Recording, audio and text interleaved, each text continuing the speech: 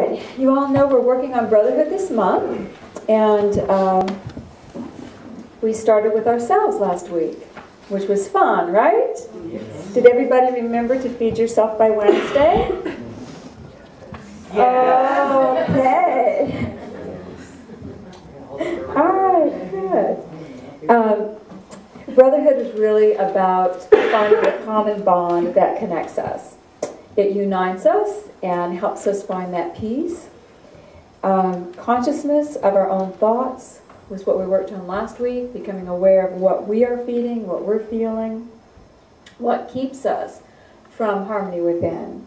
So Brotherhood is the step we're going to take this week into understanding that united energy. All right, you ready? Because we say the word all the time, we think we know what it means, but it's not real prevalent on our earth, is it? No. So common energy, common energy, common energy. Guys may not understand this, but the girls will. When someone comes through the doors or comes into your space and you see a piece of jewelry they're wearing and you go, oh my God, that's gorgeous. And the person, some of the men do it too. And the person who just complimented your jewelry is loving what you love. And isn't there automatically this common little thread that goes, oh, you love my jewelry, I love my jewelry too. Or my shoes, oh, you love my shoes, I love my shoes too. Aren't they fabulous? And now we have this bond that begins to occur. And it makes us comfortable with that person, doesn't it? Now, we're not going to build a building with this kind of energy or a country, but we're building a little bit of commonality that makes you feel like I like this person.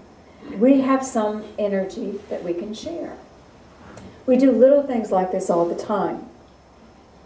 But we want to take it to a higher level. We want to learn to share our energy to a point where we can feel that we can walk out into the world and be surrounded by our brothers, be surrounded by family. That's our goal. So what keeps us from acknowledging our brothers? The first thing is that we're engrossed in ourselves. Say, I know that. The rest of you should know it. When we walk around engrossed in ourselves, do we pay any attention to anyone else? And who else matters? You, Betty. So if it's all about me, it's all about me, I'm really not going to be aware of anything anyone else is bringing. So being engrossed in self.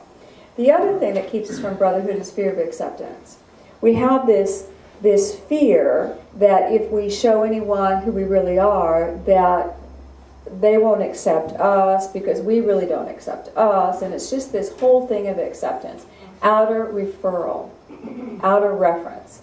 Instead of being comfortable in our skin, we're looking at how we relate to the world around us. The third thing that keeps us from acknowledging our brothers is our moral compass. Our moral compass. I don't understand them. They may be a threat to me. Remember we talked about threats last week. I'm not sure, I don't know. I don't know who they are. I don't understand how they live. So I'm going to keep them out there.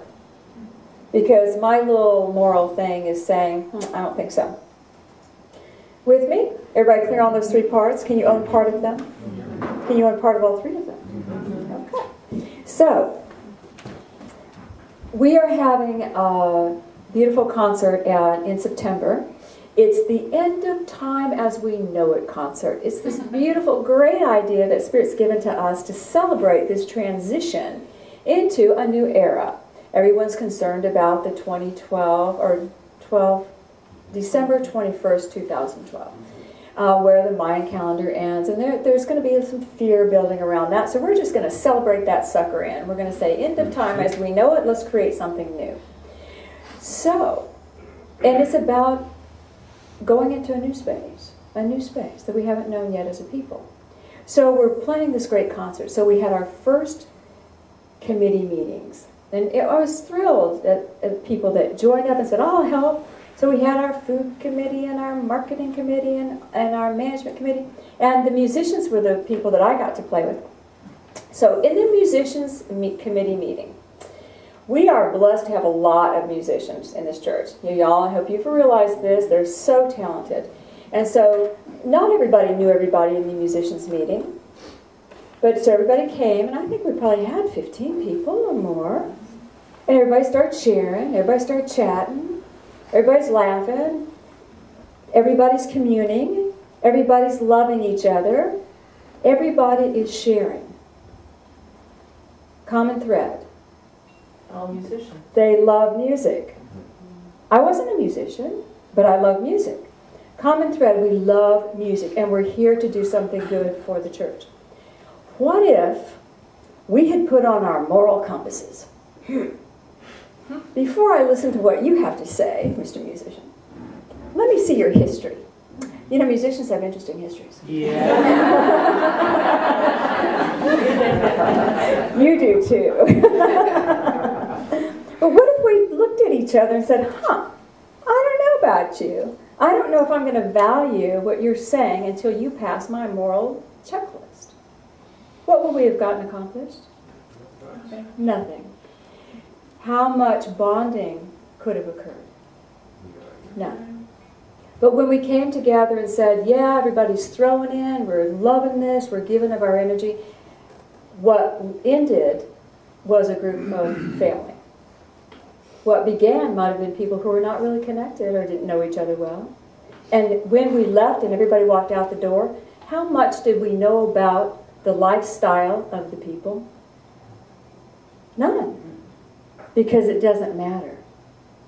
It didn't matter. We came together for this beautiful symmetry of bonding in a common goal, a common thread. And that creates brotherhood. Y'all with me? It was a fun meeting. And everyone in that meeting, were they being so engrossed in self? No. They were all sharing themselves. Everyone in that meeting was totally accepting of others. No one was shy. No one was afraid they weren't going to be accepted. Totally accepting of others. And we were in the love of the task at hand. How hard is that? How hard is that? That's really easy, isn't it? That's how easy brotherhood can actually be. Brotherhood, when we allow people to be, and we sink into the energy that is complementary.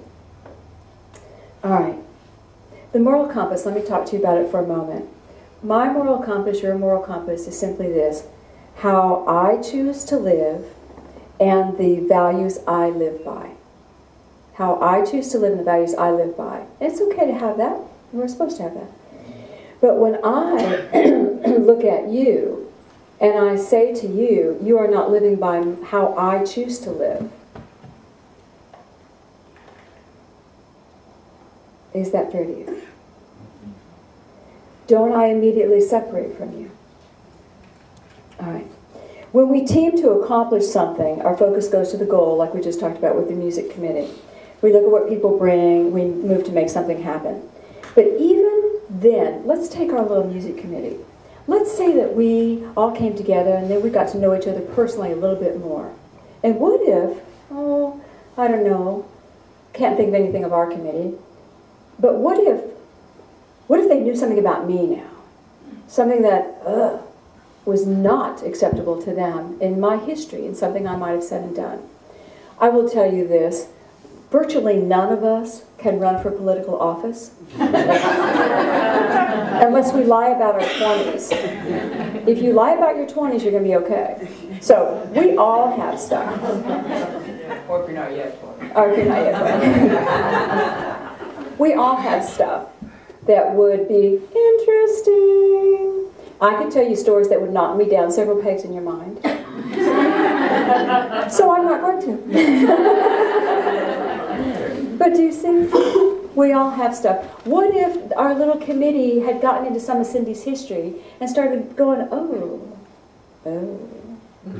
I can no longer join my music because she has a history. This is what your moral compasses do. It's almost subconscious. Yes, I'll still go to that church, but I'm just going to keep my distance. Because 20 years ago something happened. You see? We have to be so aware to keep our vision on our energy, our choices, and not superimpose our choices on anyone. And to honor their history. The reality is, every single one of you is here right now. Isn't this a common element? We're sitting in this church right now. How many people would be sitting in a metaphysical Christian church? Not a lot. But y'all are all here. So by this common element, we are in this moment all brothers and sisters. All brothers and sisters. Watch your thoughts about that judgment that comes up when you learn more about your brothers and sisters. Okay. All right. The mental moral compass. You say it doesn't matter, but it does. But this is what it does. The moral prescription we place on life distorts our minds and our emotions. You cannot see clearly. And you know what? If you're living by a strong moral compass, guess who else will not grow? You. You cannot grow. You cannot become greater unless you're willing to experience greater than what you know. In Jesus' time, the laws that the people lived under were morally based. Do you know that? All the laws, there are tons of laws that goes way beyond the Ten Commandments. And 90% of them were morally based. In our society, we need you to behave in this way, so our society maintains its status quo. Do you hear that law? Okay, if I need you to maintain our status quo, how much growth is there? Not a lot. And you know in the history, when you read the Bible, what Jesus did, was he worried about the law? Was he worried about how people were or what they did? No. And he told the Pharisees and the Sadducees, you guys are worried about the law, you're not worried about the light. Where's the love of God in this? You know, where is God in this? I wanted to share with you just a little scripture when he was still a boy. He was very young. He had gone to someone's home who was a wealthy man, and there were a lot of people there, courtesans, thieves, lots of people. And the people that were following him at the time said, ooh, yeah, you're kind of in gray area here because you really shouldn't be associating with courtesans and thieves and people of ill repute. And he said to them, you know, I don't think that I should, because they were worried about his reputation. He said, I don't think I should worry about my reputation and not associate with people. And then he says this about the people. These courtesans and thieves are children of my Father God. Their souls are just as precious in His sight as are yours. They are working out the same sums that you are, who pride yourselves on respectability and moral worth.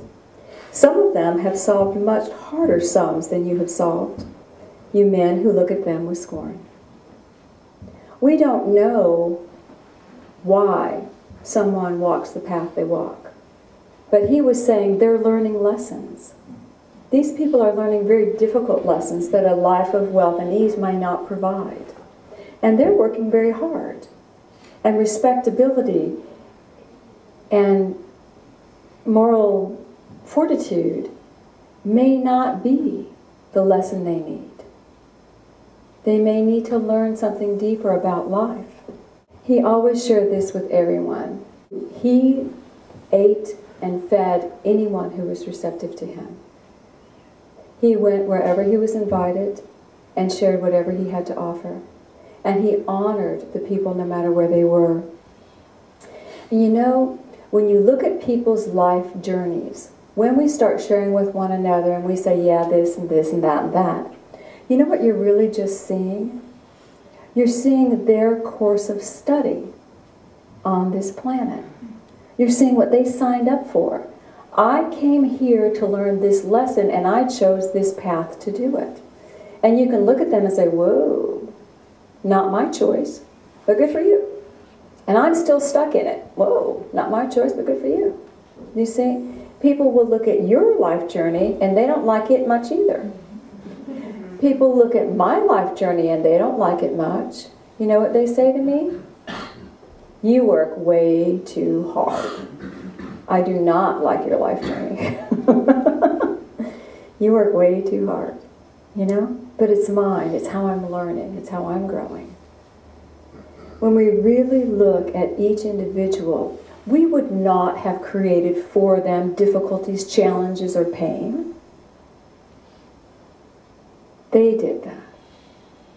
But we have to honor that they did it for a reason. It's a wonderful, wonderful journey for them to grow.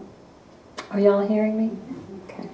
When you look at it that way, can you really judge your brother? No. And isn't there a common thread when we look at it that way? That we're all on the path of learning about God and learning who we are? Okay. How do we get to that place? Jesus taught us to love, to accept, and to be filled with peace. When we understand this uniqueness that flows through everyone, it gives us that beautiful space where we can come to peace with our own uniqueness. Isn't that interesting? When you offer it to another, it can come to you. This end of time that we're planning, end of time as we know it concert, it's going to be great. We're going to have a great time. But you know what the theme of it really is about? It's about moving into a time when we are able to know there is only one God. It's kind of ludicrous when we think back historically, and all these religions have fought over my God, your God. Well, their God created them, and our God created us, yet we're all human. Do you see what I'm saying? I mean, there is only one creator of this earth that created us. There's only one God, one heart, one fellowship of man. And when we love God, we're loving each other. Is that too dramatic for us to embody this time? Finally realizing, this new era, we're going to finally realize our interdependence on earth and on one another. We are our greatest asset. I had a client come in the other day with a book. You know, they'll kind of read and bring their little books in. And I was caught by the cover. It was written by a man named Warren Bennis. I don't know if you've heard of him. He's apparently a man that teaches leadership in Southern California. He's seasoned at this point. I think he's probably 87. But the quote on the cover was striking to me. It said, "None of us is as smart as all of us." None of us is as smart as all of us. It's going to take all of us to usher in a new world. You know, we're so busy finding our place, but when you find your place, you're going to realize your place is right beside somebody else. It's beside somebody else and somebody else. We cannot live isolated in our self-absorbed energy any longer. I could not do my work if you did not come. The church wouldn't exist if the community didn't come together. Your job where you go wouldn't exist if someone didn't come and use your services. Children wouldn't be born if we didn't bond. Yet we walk around with this idea that we are self-important, self-absorbed, so self-important that if something goes wrong with me, my life is a shambles. The world should stop now. You know, it's all over. Instead of realizing the value I bring to being on this planet, to being in this place. And you can't have brotherhood if you're living through your moral compass in the world. We just can't. We can't bond. You know what is in our moral compass? All those dead men bones from last week. They're out there. Brotherhood is about the little sparks of God coming together to create a world of light. The little sparks of God coming together to create a world of light. And I know that at this point we are being asked to overcome everything that we were taught as children. All of us. Maybe not the babies downstairs, but all of us were raised in a world where you were taught to protect yourself at all costs. The strangers do not talk to. Everybody is now a stranger to you. Be polite, be distant. Don't trust people. Don't trust people. When you live in that environment, you're living in a fear-based reality. What we are teaching our children downstairs, you are always in God's care. Every person is a son of God, child of God. Expect them to love you. Now, if you have a child walking in that energy, can danger find them?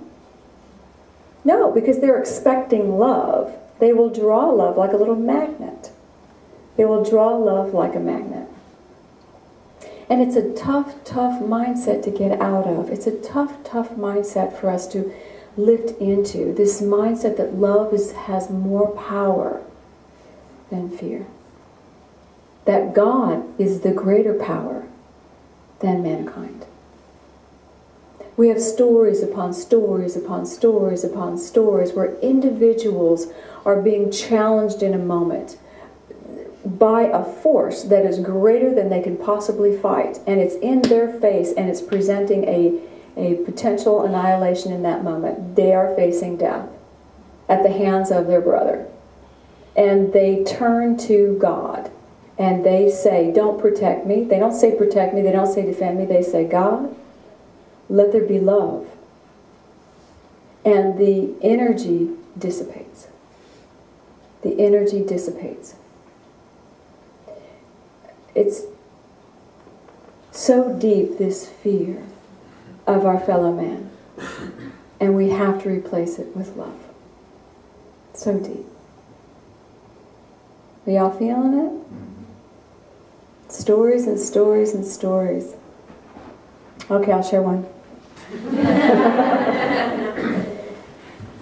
Marlo Morgan, who wrote the Mutant Message Down Under, tells a story when she came back to the United States. I believe it was in the Kansas area. She was out at a public park with her child, her grandson. And she had taken him into one of the public restrooms to go to the bathroom. This is a woman who had studied with the Aborigines and knew the power of love, and knew the power that they can do mind talking to each other because they don't lie. So when you get into love, there's this automatic communication that can occur. And she knew the power of love, and she was in the restroom, and she heard a man come in who was making noises, and he had a crowbar. And he stuck the crowbar down the stall window, the stall door, to pry it open. She said immediately, she went into her heart, and she said to him, it's a good day. I have lived 40-something years to meet you now. I send you love. I honor your spirit. And I honor this moment that brings us together. And the man pried the door open, and he looked at her with drugged eyes. He was on drugs. And he started to scream. And he ran out. And her little grandson looked at her and said, wow, you must have really scared him.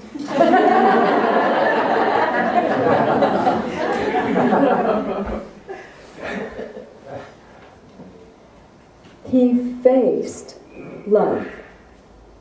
He faced a pure, unconditional consciousness of love coming at him. And she held her peace in the calm. And when she tells the story, she says, no matter what had happened, she would have stayed in love. She did not send him that message to change him. She sent him that message because that's all she wanted to ever be, was love. And she learned from the Aborigines in her walk. You should read her books, listen to her tapes. She learned from them, trust the universe. Trust your brothers. Trust one another. Trust that God guides us all as a whole. And when we ask God, we don't ask our brothers for stuff, but when we ask God, our brothers are the channels sometimes, aren't they? They bring us what the Father, Mother, God seeks to share. Moving out of that space into that space of trusting love as the greatest power in my life. No matter what it seems to be, when love is the greatest power, then what I will automatically see in you is love. I'll automatically see that in you. And then I don't care about your history. Your history's interesting. We laugh about your history. Ha ha ha ha ha. You know? But today, here, now, we are bonded in the element of love. Make sense? This is our first step. We cleaned out the cup last week. Now we're going to clean up some of that fear base so we can start really embracing our brother man. Ready to do that? Put your feet on the floor.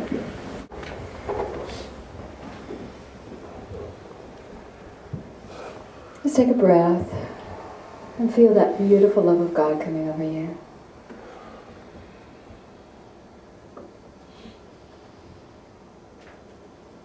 Imagine a beautiful column of light that engulfs you. And just open your heart. God, we ask that your love and fill each person now. And I ask that they just begin to feel, sense, or even just imagine your presence. Imagine a color of light coming over you. Imagine peace coming over you. But I would invite each of you now just to feel your heart. Feel your heart as you open to God. There is nothing to fear in this place. There is nothing to fear. And as you breathe in that love and feel it moving through you, in your mind's eye, bring in a family member or a friend or someone that's in your world. Just whoever comes forward is who you're supposed to look at. Let someone come into your world. Just let them come into your visual. And as they come in this space where you are, there is no fear. Let your love flow to them effortlessly. Feel their love and acceptance to you. Even if it isn't an intimate love, it is still love. And I want you to become aware of the person who has come forward for you, the one who stands before you now in your mind's eye. What gift do they bring to your world? This brother, this sister, what gift do they bring?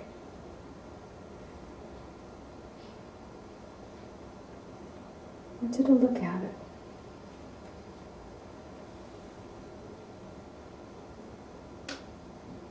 And then ask, what gift do I give to them?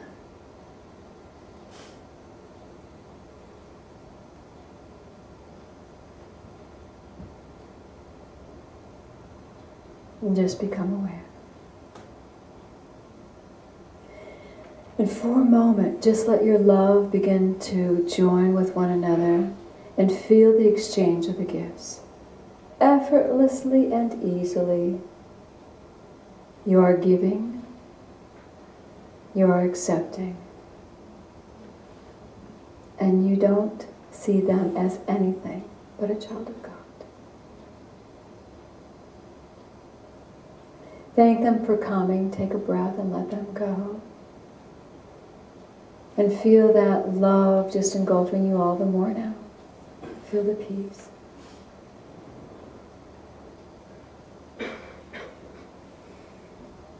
Father, Mother God, we seek to create a world of wonder. A world where we are constantly amazed at your presence and the beauty. A world of wonder where there is harmony and peace. We ask to breathe in that energy now, those beautiful seed thoughts that would create this space. So if you are ready, if you choose, take a breath and feel beautiful crystalline little lights coming through your body now. I choose to create a world of wonder, a world of tranquility and peace. I choose to be one of the sparks that creates a brotherhood of light. And as you breathe it in, feel a light love beginning to move from your heart center. Just a light love. Can you feel it? And now we send our gratitude. God, we love you so much. It is our great honor to walk into this new space. We know you are with us in every moment. And let us see with the eyes of God the world around us. Feel that oneness, feel that gratitude. Breathe. And when you're ready, gently open your eyes.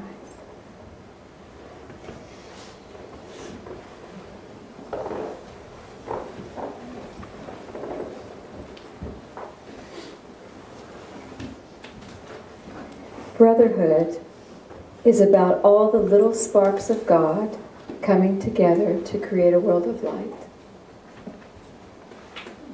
All the little sparks of God coming together to create a world of light. Do you feel yourself sparkling? Oh, yeah. All right, say yay, God. Yeah.